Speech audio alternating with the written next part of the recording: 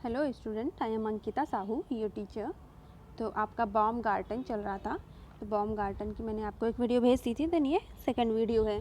तो हम देखेंगे बाउमगार्टन के विचार और मत क्या थे सौंदर्य को लेके और कलाओं को लेके। तो आपको पहले मैं बाउमगार्टन की जो लास्ट वीडियो भेजी थी थोड़ा सा वो रिमाइंड कराती हूँ, देन हम देखते हैं फिर बाउमगार्टन के बारे में। बाउमगार्टन का महत्व सौंदर्य शास्त्रीय विचारों की दृष्टि से अधिक नहीं है कि इसकी तुलना में उनका नाम सौंदर्य संबंधी विचारों को क्रमबद्ध करने तथा कला से उनका संबंध स्थापित करने की दृष्टि से है। मतलब जो आगे के जो इनके पहले जो विचारक थे उन्होंने जो सौंदर्य को लेके अपने संबंध अपने विचार जो है दिए हुए हैं, प्रस्तुत किए थे, तो उन्हीं को इन्होंने क्रमबद्ध रूप में एकत्रित किया हुआ है। तो बाउमगार्टन का महत्व बता रहे हैं कि सौंदर्य शास्त्रीय विचारों की दृष्टि से अधिक तो नहीं है, लेकिन जो विचार पहले के हैं उनको एक क्रम में लगाने के लिए इनका महत्व स्थापित किया जाता है। तो उन्होंने ही सर्वप्रथम इस विवेचन को सौंदर्य शास्त्र कहा। यद्यपि यह शब्द तो प्रचलित था, किंतु कला तथा सौंदर्य शास्त्र के रूप में इसकी कल्पना बाउमगार्टन से पूर्व किसी भी अन्य विचारक ने नहीं की थी। तो ये जो क्रमबद्ध करके सभी विचारों को इन्होंने स्थापित किया, तो इसके पहले बाउमगार्टन से पहले किसी अन्य विचारक ने ये चीज़ें नहीं की थी, बल्कि सौंदर्य शास्त्र जो शब्द है वो पहले से प्रचलित था और कलाएं भी प्रचलित थी। तो इस शास्त्र की स्थापना के समर्थन में उन्होंने कहा है कि जो तार्किक ज्ञान का लक्ष्य है वो सत्य है और इंद्रिय ज्ञान का लक्ष्य जो है वो सौंदर्य है। तो ज्ञान के निम्न और प्राथमिक माध्यम इंद्रियों से प्राप्त होने के कारण इंद्रिय कहे जाते हैं। सौंदर्य ललित कलाओं तथा काव्य का संबंध इसी इंद्रिय ज्ञान से है और इसका क्रमबद्ध अध्ययन करने वाला शास्त्र सौंदर्य शास्त्र कहा जाता है। सौंदर्य शास्त्र इंद्रियों का ज्ञान का विज्ञान है। तो इन्होंने इंद्रियों द्वारा जो ज्ञान अर्जित करते हैं, जो सौंदर्यता को देखते हैं इंद्रियों द्वारा, तो उसको इन्होंने ज़्यादा महत्व दिया हुआ है और इन्होंने जो है काव्य और कलाओं में भी इंद्रियों का संबंध बताया है और इंद्रियों के ज्ञान को विज्ञान बताया हुआ है। तो उल्फ ने भाव संवेग को आदि को ज्ञान का एक विशेष विभाग माना है।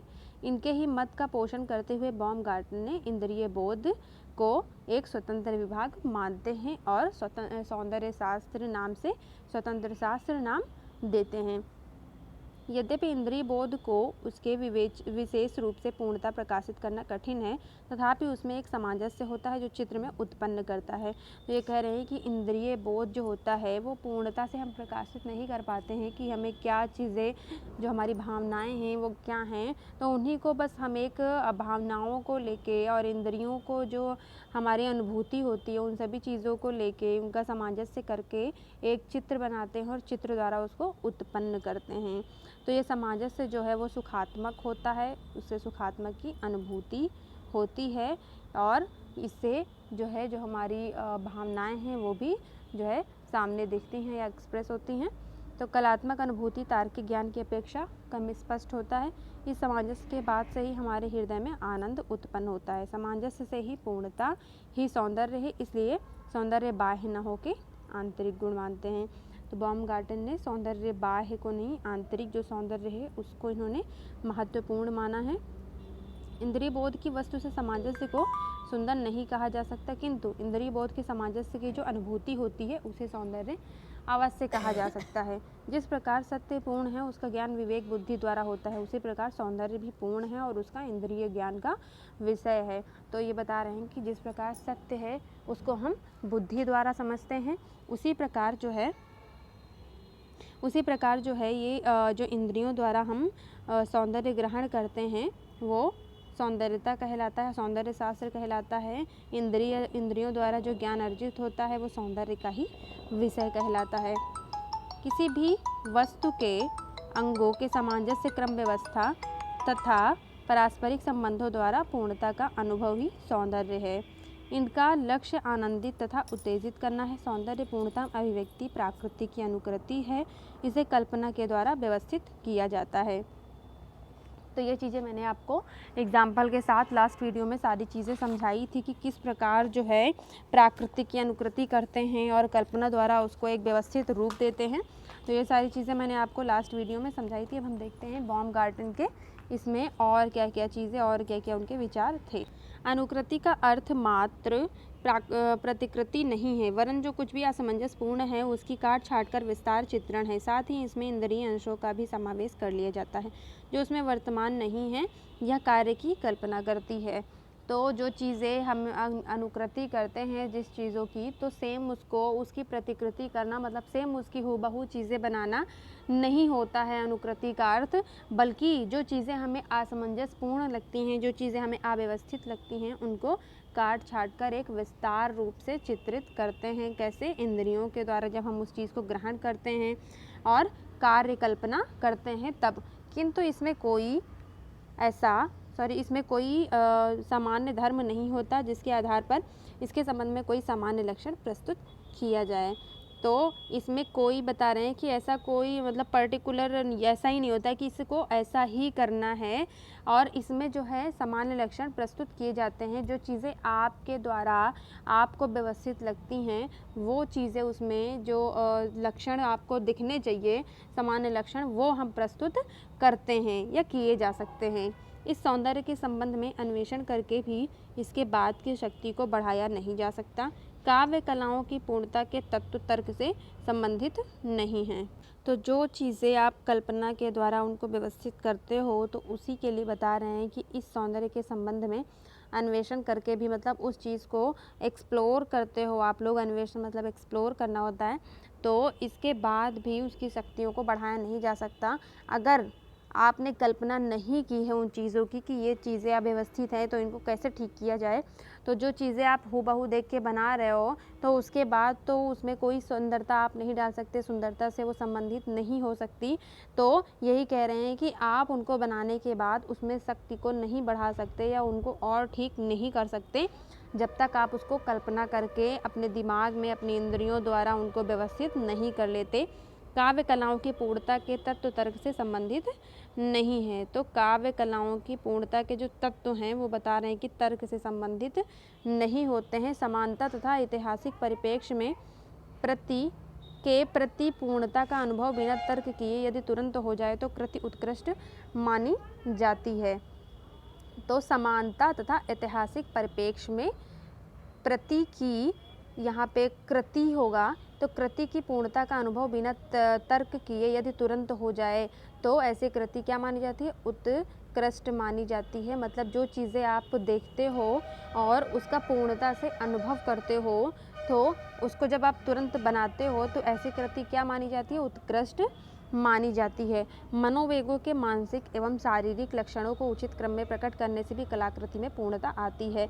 तो जो चीज़ें आप देखते हो और उसको अपने मनोवेग मतलब मन की जो भाव हैं उनको, जो आपके मानसिक चीज़ें चल रही हैं उनको, और जो शारीरिक लक्षण हैं उनको एक क्रम में अगर आप उनको प्रकट करोगे तो वो ऐसी कलाकृति क्या मानी जाती है? पूर्ण मानी जाती है, क्योंकि उसमें आपकी भावनाएं हैं, उसमें आपकी मानसिकता दिख रही है, शारीरिक लक्षण दिख रहे हैं। तो इसीलिए वो जो है क्या मानी जाती है? पूर्णता मानी जाती है, उसमें पूर्णता आती है। सौंदर्य इंद्रिय संवेदना के माध्यम से पूर्णता का बोध होता है। सौंदर्य के अनुभव को शब्दों में पूर्णता प्रकट करना असंभव है। देखो, अब ये जो है इंद्रिय संवेदना के माध्यम से पूर्णता का बोध होता है। जब आप बताया था आपको कि जो सुंदरता होती है वो इंद्रियों से क्या करते हैं? ग्रहण करते हैं। तो इंद्रिय क्या हैं? माध्यम हैं। तो माध्यम द्वारा ही उसका पूरी तरह से पूर्णता से बोध होता है। और जो सौंदर्य के अनुभव को शब्दों में पूर्णता प्रकट करना असंभव है, क्योंकि जो चीज़ें आपको दिख रही हैं तो वो चीज़ें शब्दों में कहीं ना कहीं अधूरी रह जाती हैं, कोई पूरी तरह से उसको आप एक्सप्रेस नहीं कर पाते हो। तो जो चीज़ें आप फील कर रहे हो, जो सुंदरता आप देख पा रहे हो, तो यही कह रहे हैं कि जो है सौंदर्यता का अनुभव है उनको शब्दों में पूर्णता से प्रकट करना असंभव है। सौंदर्य बोध की स्वतंत्र सत्ता है जिसके कारण हम उसके विश्लेषण में शामिल होते हैं। तो यहाँ पे स्वतंत्र सत्ता है होगा। तो सौंदर्य बोध की स्वतंत्र सत्ता है जिसके कारण हम उसके विश्लेषण में शामिल होते हैं।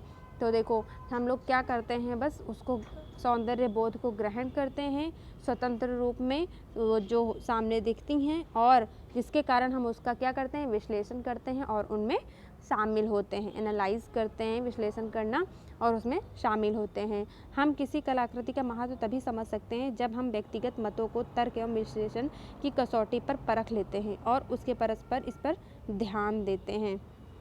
तो देखो, हम जब भी कोई कलाकृति देखते हैं, मान लीजिए आपके सामने कोई रियलिस्टिक चीज़ें दिखा दी गई तो आपने बोल दिया कि हाँ ये बहुत अच्छी है, लेकिन आप उसको देखते हैं, अगर किसी ने कंसेप्चुअल काम किया हुआ है तो उसको देखते हैं पर्सनली, उसमें आप खुद को जोड़ते हैं कि हाँ जैसे लिखा है कि व्यक्तिगत मतों को तर्क एवं विश्लेषण की कसौटी पर परख लेते हैं। आप देखते हैं कि हाँ ये चीज़ें ऐसी हैं तो इसने ऐसे दिखाने के लिए ट्राई किया है पेंटिंग के द्वारा, तो वो चीज़ें क्या करते हो, एनालाइज करते हो, आप अपने निजी जीवन से उसको संबंधित करते हो। तो उसको जब तक आप परख नहीं लेते हो तो क्या होता है, उस पर ध्यान नहीं देते हो। तो जब आप उसका एनालाइज करते हो, उस पर तर्क वितर्क करते हो, तो और क्या होता है, इससे इस पर ध्यान देना शुरू कर देते हो, तो या फिर इन पर ध्यान देने लगते हैं, परस्पर हमारा ध्यान उन पर जाने लगता है।